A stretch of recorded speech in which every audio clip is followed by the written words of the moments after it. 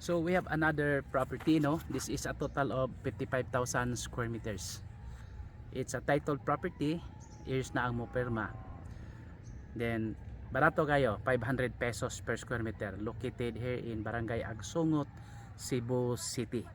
So from the main city of Cebu, mga less than an hour lang guys. So nindot kayo, concrete road from the Cebu City up to here, no? Nakanindot dire kanang ideal for ecotourism.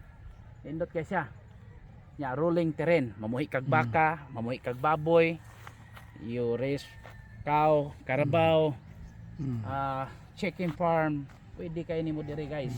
Or you can convert this into ecotourism. So pwede ni siya.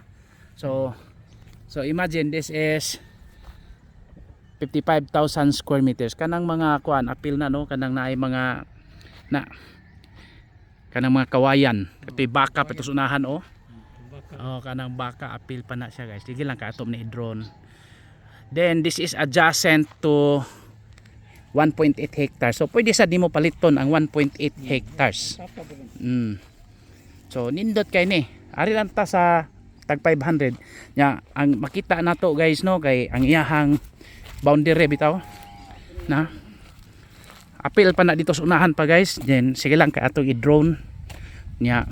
Oh, na dire butang gini farm to market road. So kita gyud na nimo farm to market road nya, na karsada tuyok na dito guys, oh. Lapos na ni sa barangay Guba, magtuyok ng karsada. So atong i-drone guys. Okay, let's continue, no? For inquiries just contact me. Nya ato i-continue ni guys ha ang video sa atong drone. Just contact me. Nya natay website www.propertyph.net. May kay gibuhatan gyud nila pag ugi ning karsada ha. Okay. So apil pa rin di no? So ni continue tagamay guys ha. Mao na ni ang yuta. Isaka ba to ni gamay dire? Oh, isaka ni gamay dara ko sa. Wong ka wa pa ba tumugon. So ni libit pa ni dire. Nindot ni ba mag kadto. Dito. Nindot kayo eh. Rolling siya pero may gani kay nindot na kanay kasada gyud. Sana sila yung masuba sila di. Oh, ni gitaak di. Ay masuba sila katabay. so ni continue ta sa tong drone video guys, no? So mo ni siya guys. 55,000 square meters, then 500 pesos. Sumpay ra niya itong 1.8 hectares guys.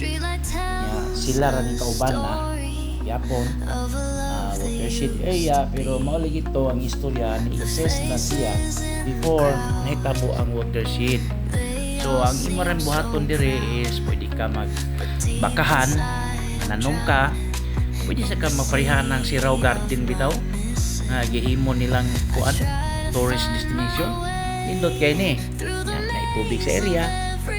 So makaingon pa nga kini nga property is potential yun na siya, nag rolling terrain nya. Again pwede ka mga manukan.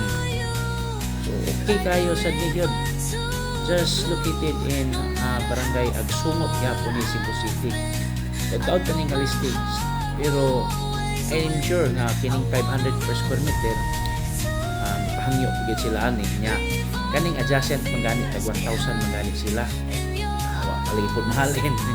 So nindot na ni kung ato ni i-offer, no, or palit ko nato nindot kay hangin-hangin dire nya, mingaw. So fresh air nya from Cebu City more or less na regis mga 45 minutes lang, regular lang. Almost 1 hour po pero igo depende man po. Okay, thank you.